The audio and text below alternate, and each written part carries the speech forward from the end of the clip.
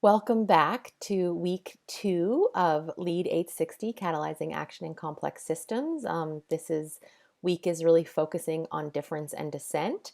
And it was so great to read your introductions and learning about who you are a little bit. One of the big themes that we're doing in this module altogether is understanding the dynamics in systems and mapping systems. And a very simple tool for that can be really noticing the themes in a check-in and reflecting them back. So I'm going to very briefly do that now. There's a big theme across your work of collaboration, cross-pollination, and leading change.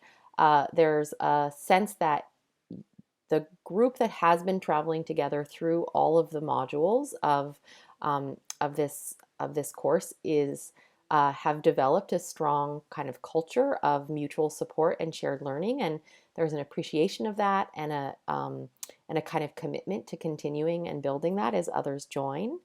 Um, a lot of you are wanting to understand the complexities of societal issues and understand how to apply those in your direct setting in your organizations and communities and systems. And I would say the only kind of dissent or resistance is the fact that it is a very busy time for many of you. And just in general, as summer comes in Canada, there's a real pull to being outside and enjoying ourselves. And so sitting at the computer is going to be uh, something that we have to kind of put a little extra focus on. Um, so again, as we talk about working with difference and dissent this week, there's 3 major themes. So last week we talked about the resistance line and how voices that aren't being heard and included over time build and become more destructive and kind of lead to conflict. And the antidote to that is really collaboration. So we're going to be talking about a tool for collaboration this week, a decision-making tool that comes from the Lewis method of deep democracy. It's a kind of a 4-step approach to really bringing out difference and dissent and making decisions that really include the fullness of people's perspectives and hopefully are really strong decisions that not only are best in terms of the content, but that you really have gained the buy-in and the commitment for all the players. Um, but I think the next theme is just that we do need to make strategic choices about when to collaborate. Collaboration takes time and resources. It pays off hugely when we invest in it, but it may not always be appropriate. It may not be appropriate if we find ourselves in a very hierarchical situation, or there's a lot of urgency, or it's quite a technical situation that we need to just kind of divide and conquer and decide. It also may be that we really are in a situation where there already is some conflict and polarization, and we need to kind of work in our camp to make a case and to fight for something that we don't necessarily right away want to sort of collaborate with the other side. So the Darcy model is going to help us kind of think through how to share power, how to assign tasks, and when to collaborate and when to sort of just really lead.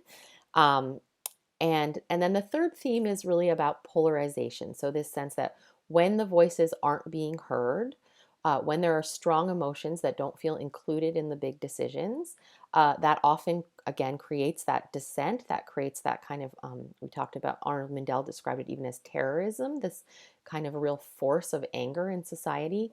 And that then can often create 2 different sides that become very dug in and intractable, and it feel that they're very in opposition. And we're seeing this across the world in our social political situations. But so we're also wanting to become aware of how does that, what does that mean? How does that play out?